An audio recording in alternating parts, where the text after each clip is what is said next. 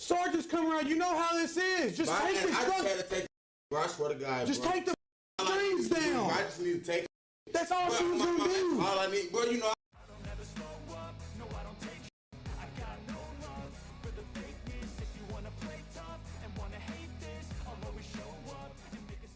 Hello YouTube, back for another one. This one here is going to be about corruption in the Department of Corrections and all the things that go on there. For years I've been, and I ain't the only ones, upset with the DOC. Families have been upset with the DOC. If something happens, they try to hide it. You ever notice you don't hear too much about what's going on in the prisons? You know, you think of all the stuff that's going on, the violence, that you would hear more, but you don't. And if you do, it's just for a few minutes. But I would like for you to take a look at this video. Sergeants come around, you know how this is. Just take the strings. Bro, I swear to God, just take the strings down. I just need to take.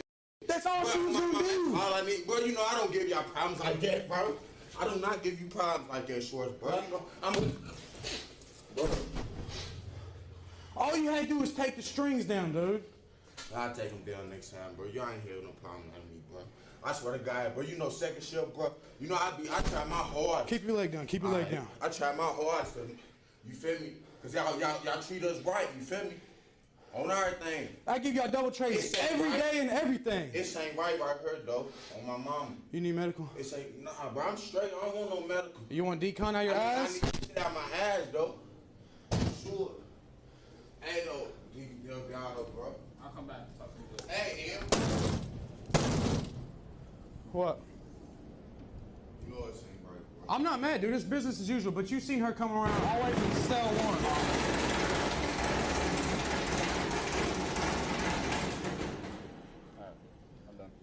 I'll be back in a little bit to talk to you. All right, Whitehead?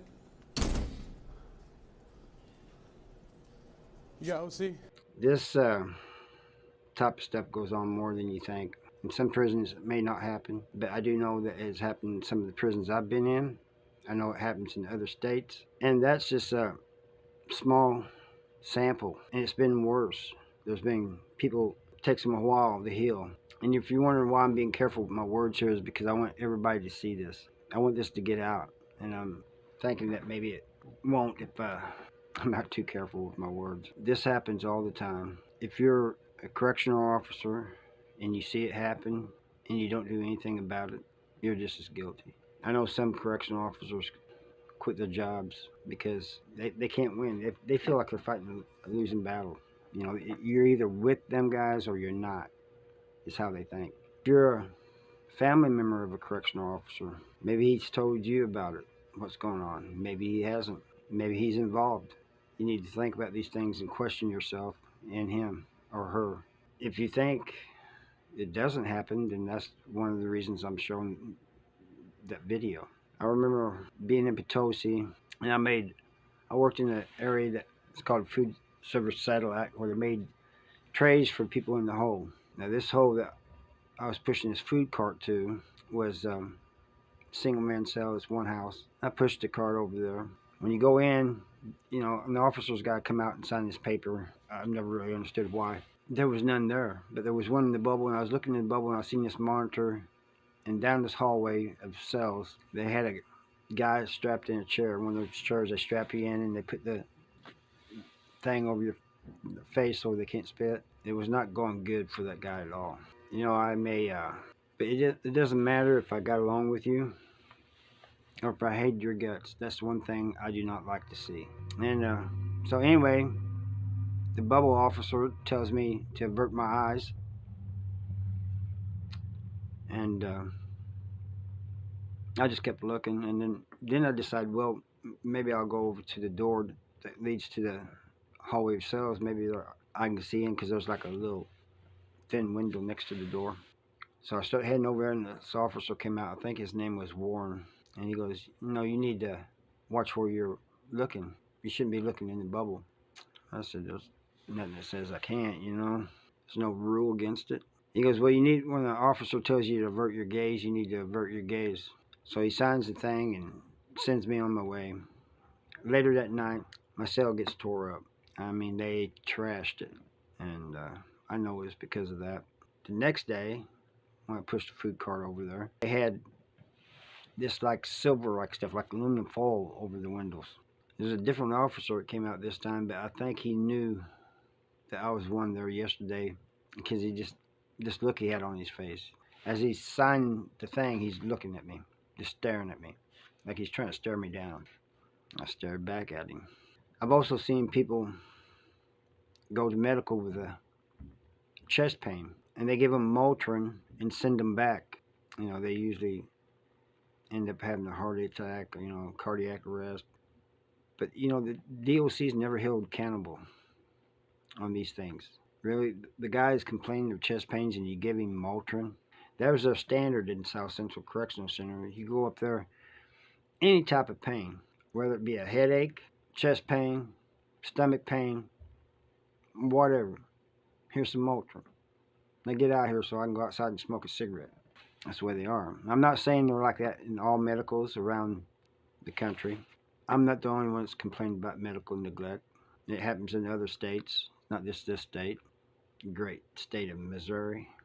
DOC at its finest. One time at the Wall, Missouri State Penitentiary. You guys think all of the violence came from the convicts? Think again. There was a lieutenant there, used to challenge people to fights. He challenged me actually one time. And they said he never lost. Said he almost did once, but he didn't. But he challenged convicts, he'd challenged guards. He didn't care. He just wanted to fight. Challenged guards to meet him in the parking lot. They had this housing unit, 5C. 5 House was the whole housing unit, but they had added a section called 5C. Some people called it the basement, whatever. There's no bunks in the cells. It's where you go for long-term segregation. They used to take people down there, put them in these little gowns, like hospital gowns, except I think they's made of paper instead of cloth. Handcuffed, feet and hands, like you saw in that video, hands cuffed, but this time the feet too.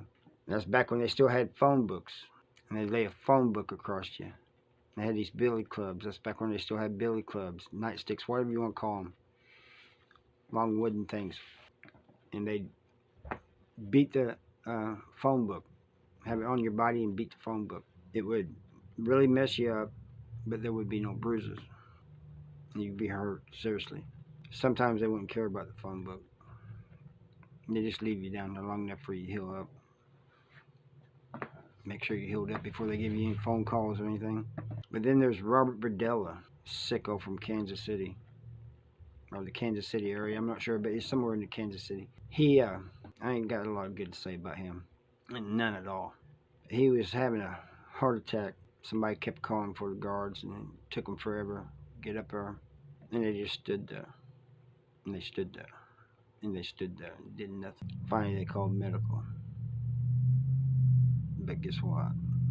It was already too late for Robert Dilla.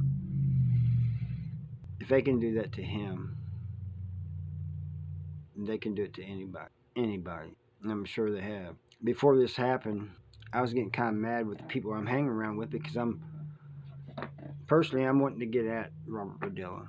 And they kept telling me, no, just wait, we got it under control. We got this. It doesn't seem like you got this. It seems like you're just letting him go. Well, after this happened, one of them comes up to me and says, I told you, we had this. Not sure what he meant by that, but I've thought about it a lot, But the point is, I kind of got off track there. The point is, it can happen to anybody. I'm not trying to scare family members out there who have loved ones in the prisons. I'm just trying to make you aware. And the reason why is that because I want the DOC held accountable for the way they're treating people in prison. Yeah, you're right. It's not supposed to be a hotel. It's not supposed to be fun. We all know that. But the people who work there should have some professionalism about them. And some do. There's some that do. But you know what they say? A few rotten apples in a barrel makes the whole bunch bad. That's all I got for you guys today. And I'm sorry about this kind of depressing story. Hope you get something from it. And I thank you for watching.